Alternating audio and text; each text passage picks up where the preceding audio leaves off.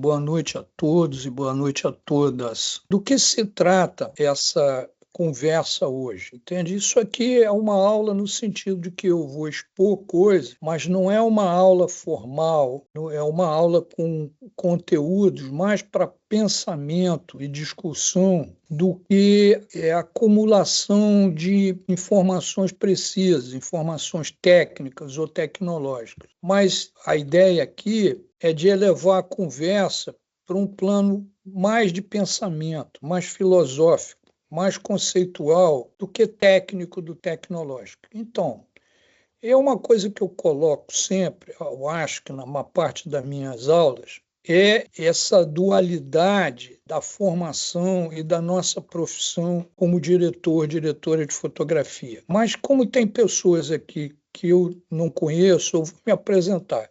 Então, eu sou Afonso Beato, tenho uma carreira como diretor de fotografia privilegiada, internacional, e há quase 20 anos agora eu passei a ensinar, mesmo durante o tempo que eu ainda fotografava. Agora eu estou aposentado em termos de direção de fotografia, mas estou com 17 anos de ensino. Há 17 anos eu ensino nos Estados Unidos, em duas universidades, em Los Angeles, escolas de cinema boas, e tenho metodizado e construído um pensamento sobre não só a carreira, mas como passar os ensinamentos da carreira para outras pessoas, ou seja, criar um método de ensinamento, um método pedagógico, não é isso?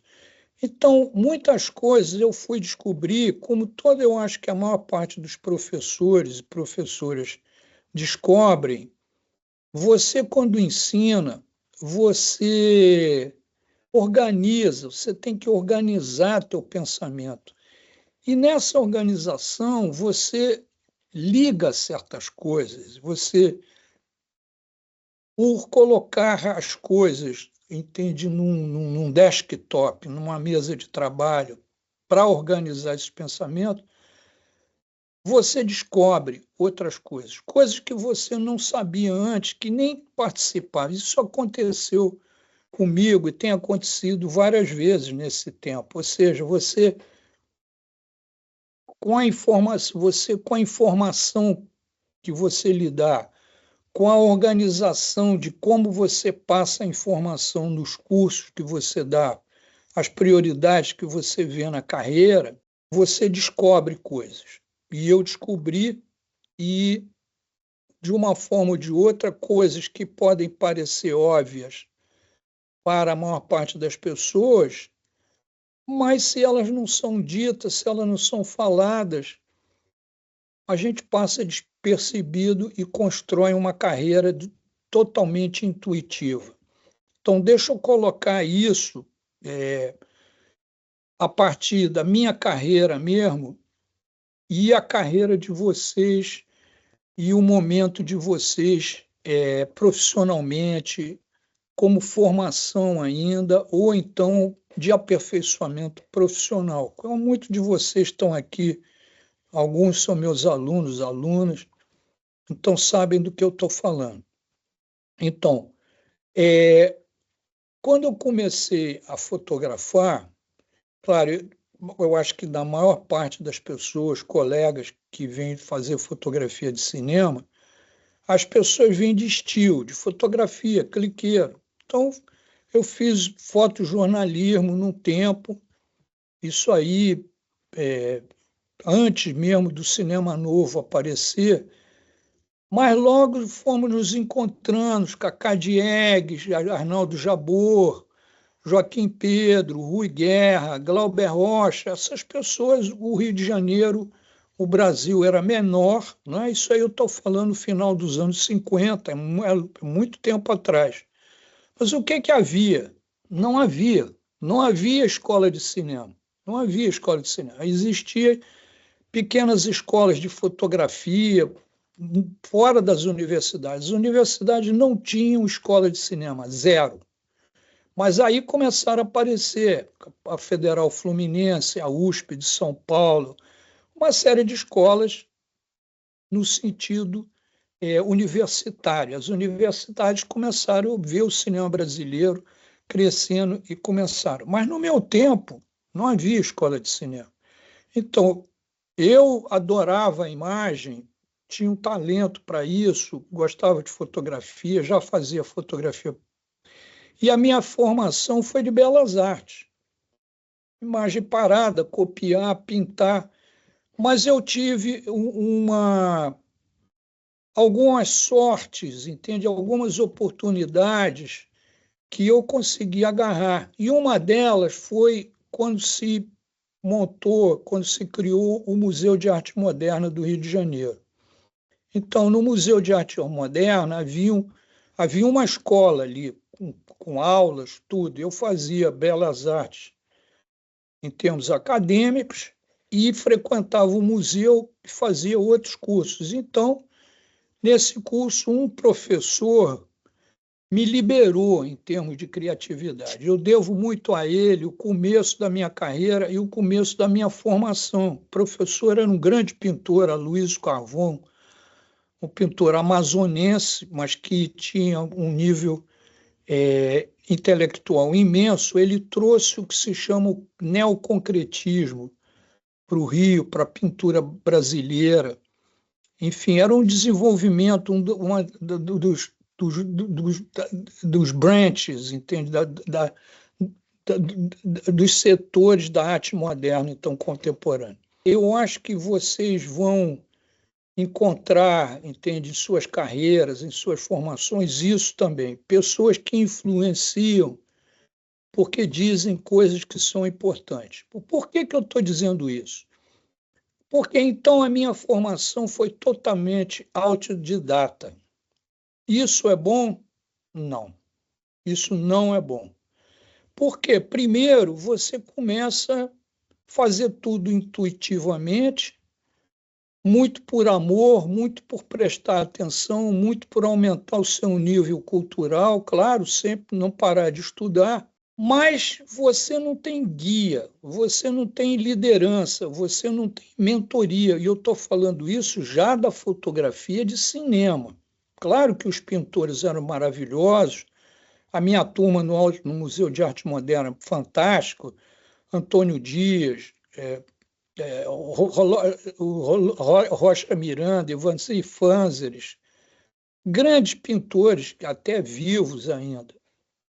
Então, mas em cenografia a gente foi descobrindo, eu lia tudo que podia ler, mas a minha formação foi totalmente autodidata. É como você, não sei se vocês gostam de tênis, mas tênis é um esporte que se você não tiver um professor, você nunca vai jogar bem.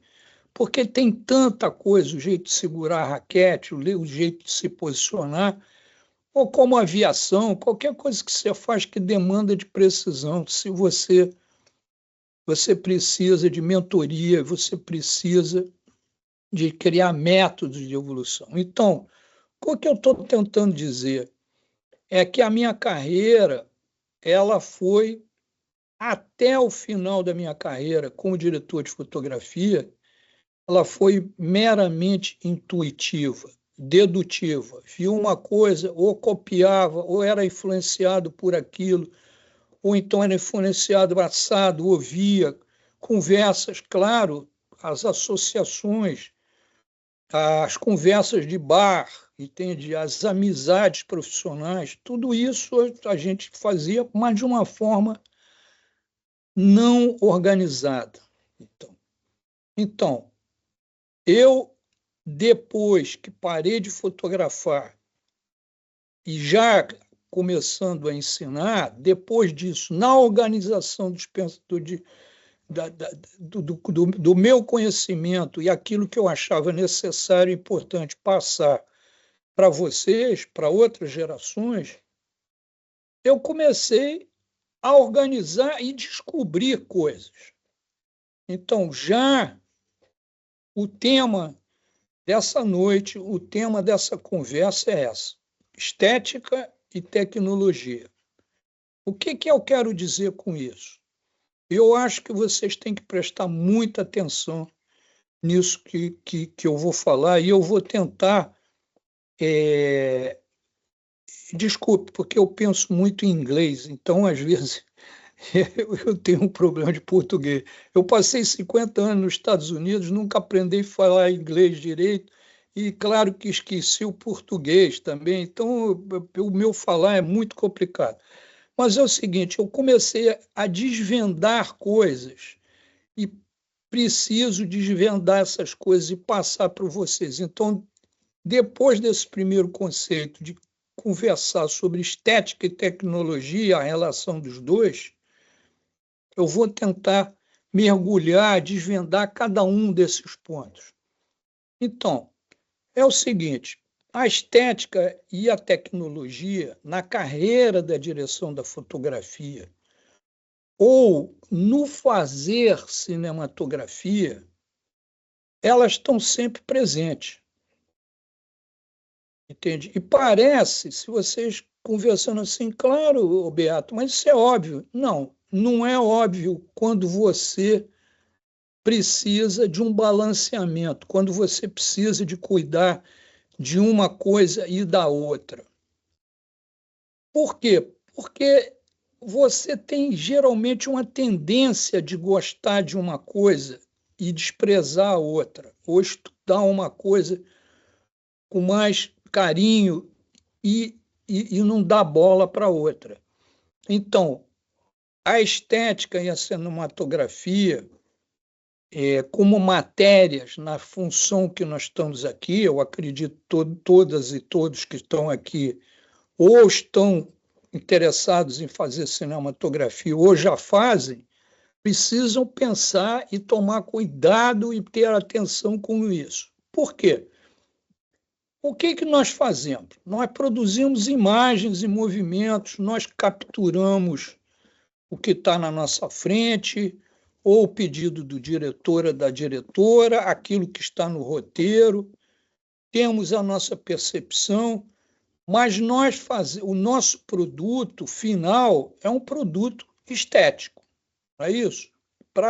São imagens que as outras pessoas vão ver e que contém elementos dentro dele, mas são elementos visuais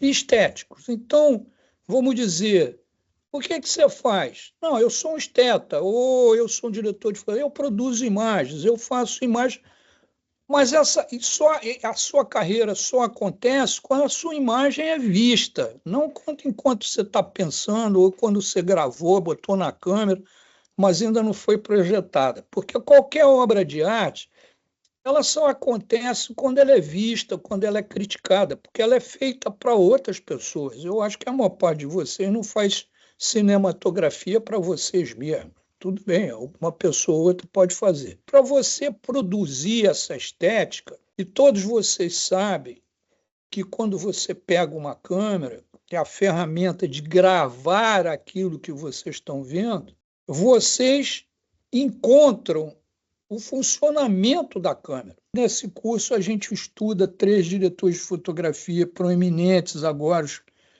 que são os tops da cinematografia. E você vai ver as obras do cara e você vai ver isso que eu estou falando aparece em tudo. Aqui o meu intuito é justamente o que nós estamos fazendo, criar uma dialética para esclarecer, né?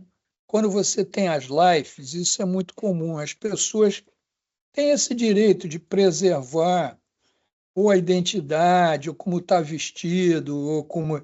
Enfim, as pessoas têm o direito da privacidade. Nas aulas, não. Eu não dou aula, a Larissa sabe, eu não dou aula para bolachinha, no sentido de que o aluno tem que estar presente, entende? Porque essa aula online ao vivo, ela é gratificante no sentido que existe o diálogo. Você vê o estudante vê, e você passa a mentoria, entende? Mas é uma coisa dinâmica. Esse ensino à distância, essa aula gravada, eu acho meio. É legal, tem certas coisas que você pode pegar um EAD, mas eu acho que quando você quer se aprofundar, é bom você conversar com o professor, entendeu? Vocês não podem ter a escola hoje moderna, ela é dialética, não é um cara de um pedestal mandando informação para quem não sabe, entendeu? Às vezes você descobre coisas com o aluno. Muita informação moderna meu é porque algum aluno meu, pô, sabe, professor, aconteceu isso, isso. Eu falei, pô, é mesmo? Vai aparecer na minha próxima aula, entendeu? Eu aprendo a beça. Sim. Mas então é isso, galera. Foi um prazer em conhecer e obrigado pela interatividade de alguns e algumas. A gente se vê, Obrigada aí mais uma Obrigado. beleza? vez, professor. Obrigado, professor. Obrigado. Gente, boa noite então. Boa noite Boa a noite. todas Boa, e a gente. todos. Tudo de bom. Tchau já, Tchau. gente.